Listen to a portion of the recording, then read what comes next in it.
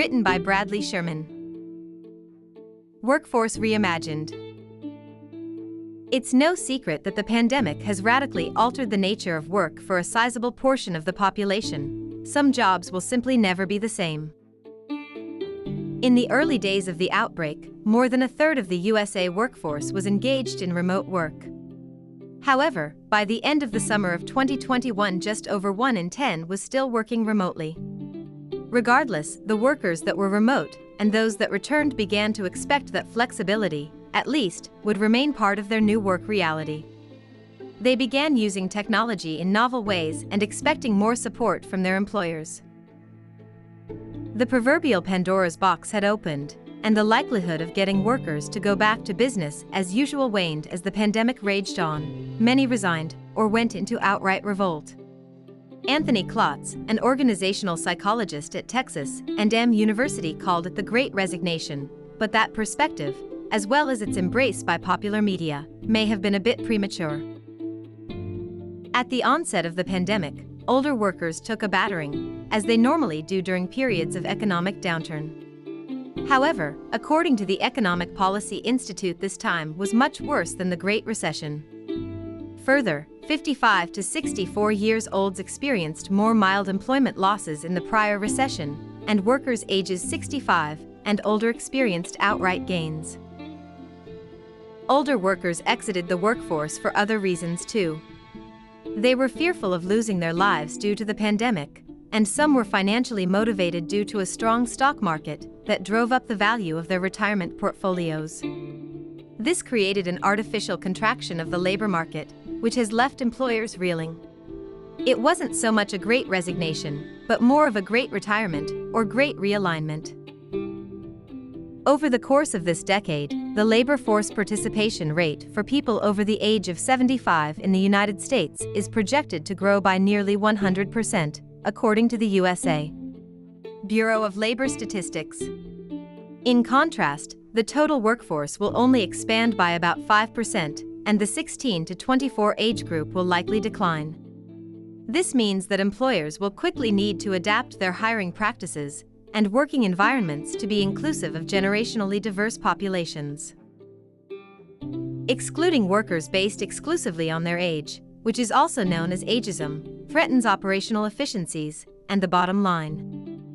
Businesses will have no choice but to make flexibility and caregiving central to their benefits package. Ergonomics and inclusive design will move from afterthought to front and center. Technology, which was long seen as a barrier for older workers, will actually become a place to leverage their expertise. Businesses will need to compete for talent with salaries and benefits, augment the workforce with automation and AI, support their workers through flexible work arrangements, and extend the working lives of all workers through ergonomics and inclusive design. The rise of inclusive design.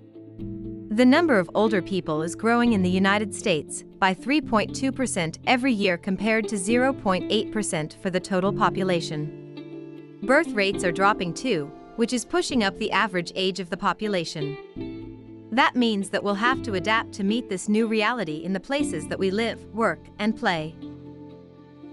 As individuals age, there is a greater likelihood that they will experience deficiencies in mobility, vision, and cognitive function. However, none of these declines will make them any less human or remove their desire to be part of society or the economy. Their interest in retaining normalcy may even grow, and a good number of them are willing to spend money to do so. In order to meet the expectations of what their life should be, changes to the built environment will be required and embraced.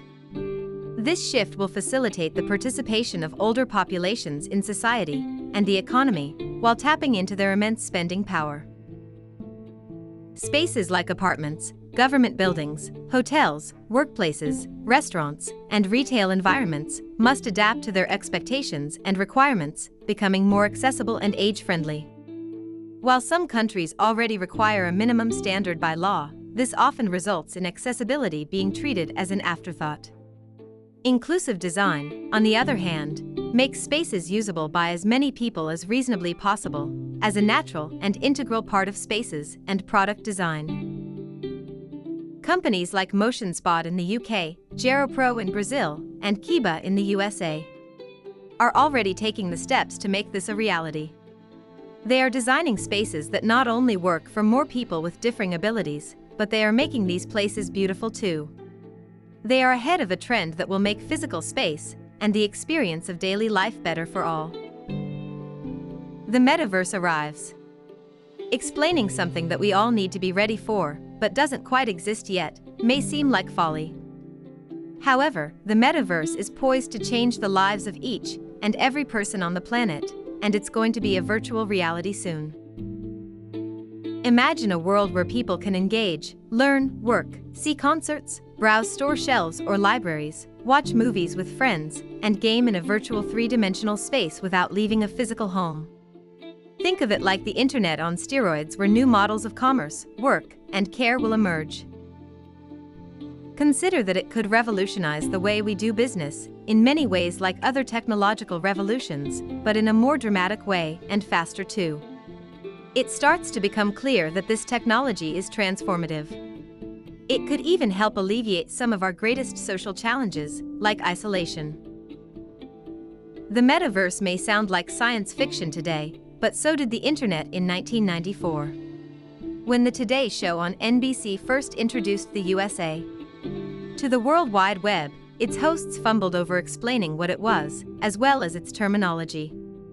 In just over 25 years, nearly 3/4 of the global population is now actively connected. Colin Pudsey, the brains behind SylVR Adventures, an Australian company that provides virtual reality experiences, put it this way: there are limitless possibilities as this develops, and it should open up even more opportunities to enhance communication and quality of life. The metaverse is an opportunity to improve isolation and loneliness.